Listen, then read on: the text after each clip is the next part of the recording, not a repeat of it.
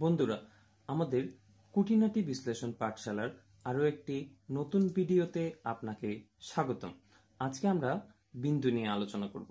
বিন্দু বলতে গেলে যার অবস্থান থেকেই জ্যামিতির সূত্রপাত। আসুন আজকে আমরা বিন্দু নিয়ে পড়ব। বিন্দু তাকেই বলে যার দৈর্ঘ্য, প্রস্থ এবং উচ্চতা কোনোটিই নেই, কেবল আছে অবস্থান, অর্থাৎ যাকে কেবলমাত্র অবস্থান দিয়ে সংজ্ঞায়িত করা যায় তাকে আমরা বলতে পারি বিন্দু।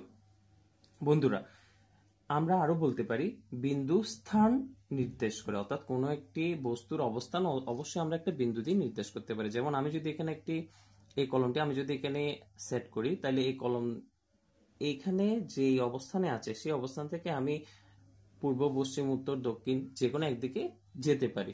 তখন আমি যদি আবার পিছনে ফিরে আসি অবশ্যই সেই বিন্দুতে আসবো। তার মানে আমরা বুঝতে পারছি কি বিন্দু অবশ্যই কোনো একটি বস্তুর অবস্থান নির্দেশ করে। এরপরে দেখুন বন্ধুরা, বিন্দু অবশ্যই কোন একটি বিন্দুর অবস্থান নির্দেশ করে এবং সরলরেখার সমাপ্তি বিন্দু নির্দেশ করে, অর্থাৎ কোন একটি সরলরেখার অবশ্যই সমাপ্তি বিন্দু আমরা একটি বিন্দু দিয়ে নির্দেশ করতে পারি। আরেকটি বিষয় দেখুন বন্ধুরা, কোন একটি রশ্মির শুরুর বিন্দু নির্দেশ করে অবশ্যই একটি বিন্দু, অর্থাৎ কোন একটি বিন্দু দিয়ে অবশ্যই রশ্মির শুরুর বিন্দু আমরা নির্দেশ করতে পারি। কেন? কারণ রশ্মির একটি প্রান্ত বিন্দু আছে এবং অপর কোনো প্রান্ত বিন্দু নেই।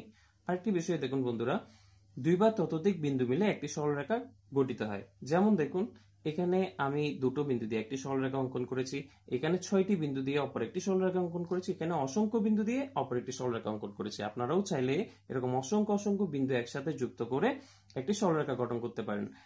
সহজ একটি উদাহরণ আমি আপনাদের দিতে চাই। যেমন ধরুন, এখানে আমি যেভাবে বিন্দু সেট করেছি আপনারা চাইলে অনেকগুলা মার্বেল একসাথে একে অপরকে যুক্ত করে একটি সরলরেখা আপনারা নিজেরাও তৈরি করে দেখতে পারেন। অর্থাৎ এক্ষেত্রে মার্বেল গুলাকে আপনারা মনে করবেন এক একটি বিন্দু এবং মার্বেল গুলা বসিয়ে যে সরলরেখাটি পাওয়া যাচ্ছে সেটাই হলো আপনাদের কাঙ্ক্ষিত সরলরেখা।